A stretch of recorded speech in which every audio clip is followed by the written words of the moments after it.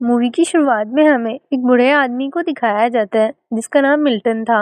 अब मिल्टन की एज 80 साल हो चुकी थी। अपनी वाइफ की मौत के बाद अब वो अपने घर में अकेला ही रहता था। उसका एक बेटा और एक बेटी भी थे। बेटा तो उसे बहुत पहले से ही छोड़कर जा चुका था, लेकिन उसकी बेटी अक्सर उसके घर आया करती थी और बहुत सी चीजों में उसकी मदद कर दिया करती थी। मिल्टन की आदत थी कि वो हर सुबह होने वाली कौंसिल की मीटिंग तक पहुंच जाता था और उनसे अपने घर के सामने वाली रोड को दोबारा बनाने के लिए कहता था। उनसे बहुत रिक्वेस्ट करता था, लेकिन उसकी रिक्वेस्ट को हमेशा ही रिजेक्ट कर दिया जाता था। हमेशा की तरह आज भी वो कौंसिल की मीटिंग में आता है और उनसे रिक्वेस्ट करता है कि उसके घर के सामने वाली रोड को दोबारा बनाया जाए, लेकिन आज भी उसके साथ वही होता है जो हमेशा से हो रहा था, यानी कौंसिल के मेंबर्स उसकी रिक्वेस्ट को रिजेक्ट कर देते हैं।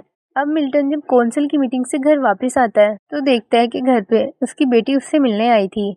मिल्टन की बेटी उसे महाना खर्च देती है और मिल्टन की जरूरत की सभी चीजें मिल्टन को ला दिया करती थी। अब मिल्टन अपनी बेटी को बताता है कि आज भी कौंसिल ने उसकी की गई रिक्वेस्ट को रिजेक्ट कर दिया। इसमें मिल्टन की बेटी कहती है कि आपको डॉक्टर को दिखाना चाहिए, आप चीजों को बहुत जल्दी भूल जाते हैं। अपनी बेटी की बात सुनकर मिल्टन को गुस्सा आता है और वो मना कर देता है कि वो किसी भी डॉक्टर के पास नहीं जाएगा। इसके बाद उसकी बेटी वहां से चली जाती है। इसके बाद के सीन में हमें रात का टाइम दिखाया जाता है। जब मिल्टन अपने घर में सो रहा था तभी उसे अपने घर के पिछले हिस्से से कुछ अजीब सी आवाजें आने लगती हैं। वो आवाजें इतनी लाउड थी कि मिल्टन को मजबूर कर रही थी कि वो अभी जाकर वहां देखे। जब मिल्टन वहां पर जाकर देखता है तो वहां एक स्पेसशिप थी जो कि गिरने की वजह से क्रैश हो चुकी थी। ये सब देखकर मिल्टन पुलिस को कॉल करता है और उन्हें बताता है कि उसके घर पे एक स्पेसशिप क्रैश हुई है, लेकिन वो लोग मिल्टन की बात का यकीन नहीं करते। उन्हें यही लगता है कि मिल्टन की उम्र ज्यादा हो जाने की वजह से उसे चीजों को भूल जाने की आदत है। अब अगली सुबह रूटीन की तरह मिल्टन दोबारा काउंसिल की मीटिंग में जाता है और उनसे रोड को दोबारा बनाने की रिक्वेस्ट करता है और काउंसिल के मेंबर फिर से रिजेक्ट कर देते हैं। अब एलियन जब अपने घर वापस आता है तो दोबारा से उसे वही आवाजें सुनाई दे रही थी जो कि उसने रात को सुनी थी, और देखने पर स्पेसशिप के पास ही उसे व्हाइट कलर का एलियन नजर आता है। उसे देखकर मिल्टन बहुत हैरान था कि ये क्या चीज है, इसीलिए फौरन वो अपनी बेटी को कॉल करता है, लेकिन उसकी बात नहीं हो पाती। अगले दिन अपनी रूटीन की तरह मिल्टन दोबारा कौंसिल में पहुंचा हुआ था, जहां हमें उसकी नेबर को दिखाया जाता है जो कि एक राइटर थी और कुछ ही टाइम पहले उसने एक बुक लिखी थी जो कि इसी टॉपिक पे थी कि जब लोग बूढ़े हो जाते हैं तो उन्हें उनके अपने ही छोड़कर चले जाते हैं, बूढ़े लोगों के साथ कैसा ट्रीट और उनसे कैसी बात करनी चाहिए, यही सब उसने अपनी बुक में लिखा था। वो नेबर कौंसिल से रिक्वेस्ट करती है कि उसकी लिखी गई बुक को पब्लिश किया जाए और पूरे शहर में इसके पोस्टर लगाए जाएं ताकि उसकी ये बात ज्यादा से ज्यादा लोगों तक पहुंच सके। कौंसिल्स के मेंबर भी उसे अलाउ कर देते हैं। अब मिल्टन की बारी थी। आज वो कौंसिल को एलियन के बारे में बताता है कि उसके घर में एक स्पेसशिप लैंड हुई है जिसके अंदर एक एलियन भी है, लेकिन हमेशा की तरह आज भी उसकी बात का कोई भी यकीन नहीं करता, इसीलिए सब उसकी बात को इग्नोर कर देते हैं। वो राइटर जो मिल्टन की नेबर थी वो मिल्टन पर गुस्सा करती है कि तुम रोज कौंसिल में आकर ऐसी बातें ना किया करो, तुम्हारी इन्हीं आदतों की वजह से लोग बूढ़े लोगों को पागल समझना शुरू कर देंगे और तुम्हारे साथ साथ हमारी सभी बातों को भी इग्नोर कर दिया जाएगा।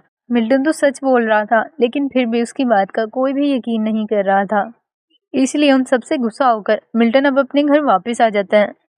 अब वो एलियन को देखता है और मिल्टन को फील होता है कि एलियन को सर्दी लग रही है, इसलिए वो कंबल लाकर एलियन को कवर कर देता है। इसके बाद वो एलियन को अपने घर में आने के लिए कहता है। एलियन भी मिल्टन के कहने पर उसके घर के अंदर तक आ जाता है। मिल्टन एलियन को खाने के लिए बहुत सी चीजें देता है, लेकिन एलियन उन सब में से सिर्फ एप्पल खाता है। इससे मिल्टन को लगता है कि एलियन को एप्पल्स पसंद है। अब वो फौरन स्टोर पर जाता है और वहां से बहुत से सेब खरीदता है। मिल्टन बहुत खुश था कि उसके घर पे काफी टाइम बाद कोई मेहमान आया है। मिल्टन स्टोर की कैशियर को भी बताता है कि उसके घर में एक एलियन आया है और वो ये सारे सेब उसी एलियन के लिए ले रहा है क्योंकि एलियन को सेब पसंद है। कैशियर को लगता है कि मिल्टन पागल हो गया है।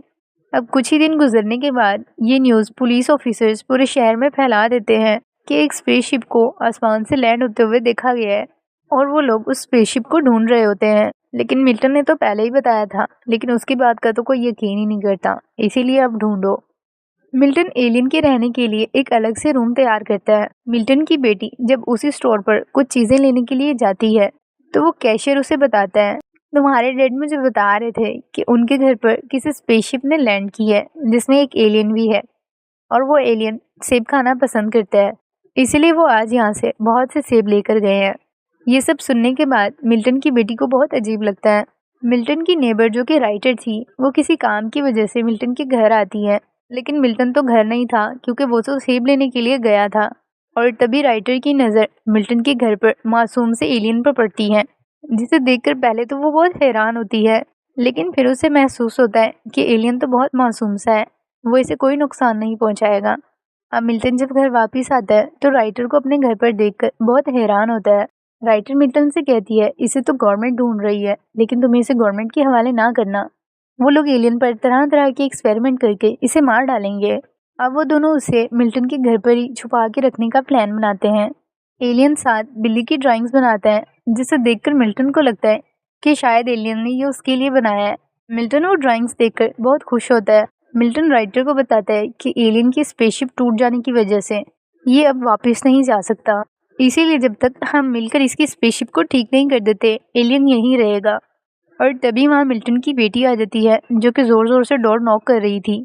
मिल्टन को डर था कि कहीं उसकी बेटी एलियन को ना देख ले, इसलिए वो फौरन उसके पास जाता है। मिल्टन की बेटी उससे कहती है कि हम अभी ट्रीटमेंट के लिए डॉक्टर के पास जा रहे हैं। मिल्टन को ये डर था कि उसकी बेटी घर के अंदर ना आ जाए, इसलिए वो उसे फौरन हाँ कह देता है और उसके साथ ही चेकअप के लिए डॉक्टर के पास चला जाता है। डॉक्टर उसके बहुत टेस्ट करती हैं और मिल्टन से सवाल भी करती हैं, लेकिन मिल्टन डॉक्टर के सवालों के जवाब गलत देता है, जिस पर डॉक्टर मिल्टन की बेटी से कहती है कि इनकी दिमागी हालत ख़राब है, या तो आप घर पर ही इन्हें एक असिस्टेंट हायर कर दें या फिर इन्हें यहीं हॉस्पिटल में एडमिट करवा दें ताकि इनका ट्रीटमेंट अच्छे से किया जा सके। मिल्टन को ये सब सुनकर बहुत गुस्सा आता है और वो अपनी बेटी से कहता है कि मैं पागल नहीं हूँ और क्यों तुम मुझे पागल साबित करने पर ही तुली हुई हो। अपनी बेटी पर बहुत गुस्सा करने के बाद अब वो घर वापस आ जाता है। मिल्टन इस सब की वजह से बहुत उदास था। उसे लगता है कि वो अच्छा इंसान नहीं है, इसीलिए उसका बेटा और बेटी उसके पास नहीं रहना चाहते। तभी मिल्टन अपने बेटे को कॉल करता है और उससे बात करने की कोशिश करता है, लेकिन उसका बेटा आज भी उसे कोई जवाब नहीं देता। तभी मिल्टन की नेबर वहाँ आती है जो कि एलियन के लिए टी शर्ट लाई थी। राइटर वो टी शर्ट एलियन को पहना देती है। इनकी एक और नेबर भी थी जो कि सिंगर थी और इनकी तरह ही एजेड थी। अब वो नोटिस करती है कि राइटर की गाड़ी आजकल ज़्यादातर मिल्टन के घर के बाहर ही होती है, इसीलिए वो चुपके से मिल्टन के घर के अंदर आ जाती है, जहाँ वो उनके साथ बैठे हुए एलियन को देख लेती है। वो लोग सिंगर को एलियन से मिलवाते हैं।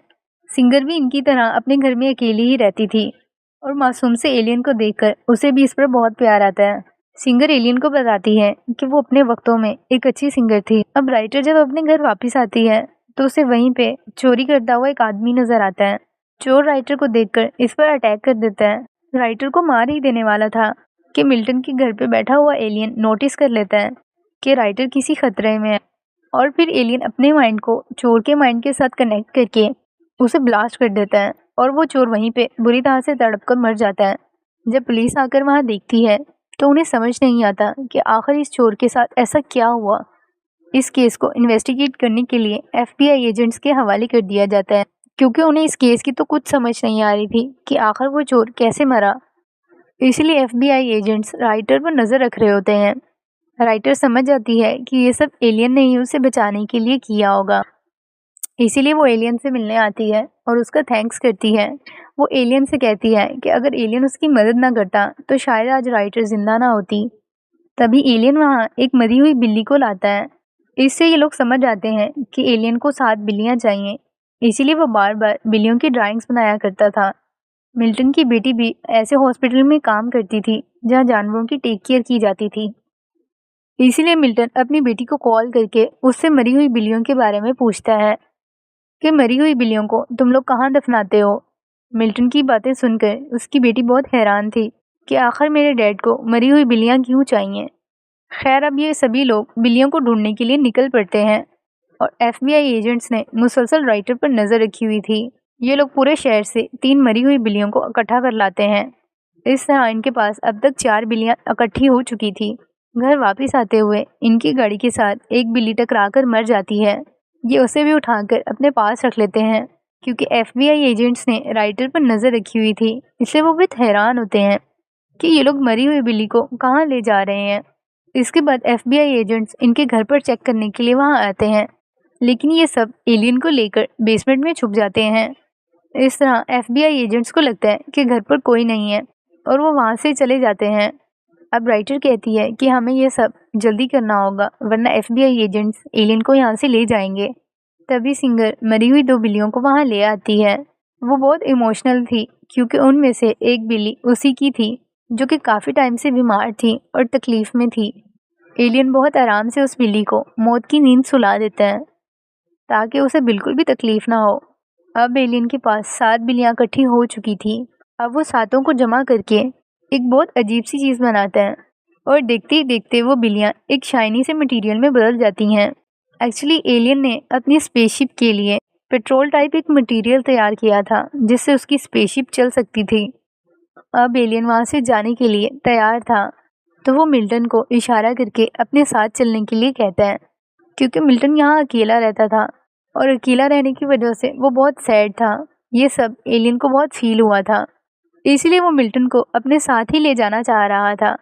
मिल्टन भी ऑलमोस्ट रेडी था उसके साथ जाने के लिए, लेकिन तभी मिल्टन को उसकी बेटी की कॉल आती है और वो मिल्टन से अपनी सभी गलतियों के लिए माफ़ी मांगती है और मिल्टन से कहती है कि उसने मिल्टन के साथ अच्छा बिहेव नहीं किया और उसे इस चीज़ का बहुत एहसास है। वो मिल्टन से माफ़ी मांगने के बाद उसे ये भी कहती है कि वो अपनी बाकी की ज़िंदगी मिल्टन के साथ अच्छी तरह गुजारना चाहती है, मैक्सिमम टाइम अपने डैड के साथ स्पेंड करना चाहती है। मिल्टन ये सब सुनकर कि उसकी बेटी को एहसास हो गया है, एलियन के साथ जाने से मना कर देता है। अब एलियन वहाँ से जाने लगा था और स्पेसशिप के उड़ने की वजह से FBI एजेंट देख लेते हैं और उनके घर पर पहुँच जाते हैं। अब इनके पास टाइम बहुत कम था, इसीलिए ये सभी लोग एलियन के साथ स्पेसशिप में बैठकर वहाँ से चले जाते हैं। एलियन अपनी स्पेसशिप को उनके टाउन से कुछ ही दूरी पर लैंड करता है और इन सबको वहीं उतार देता है और एलियन खुद वहाँ से चला जाता है। अब मिल्टन अपने घर वापस आता है। सब ठीक हो चुका था। मिल्टन, राइटर और सिंगर ने एलियन की वजह से काफ़ी टाइम एलियन के साथ मिल्टन के घर पर ही गुजारा था। इसी तरह इन तीनों की बहुत अच्छी फ्रेंडशिप हो गई थी। अब ये तीनों अपना मैक्सिमम टाइम एक दूसरे के साथ ही गुजारते थे। इस तरह एक दूसरे की कंपनी मिलने की वजह से ये सभी लोग बहुत खुश थे।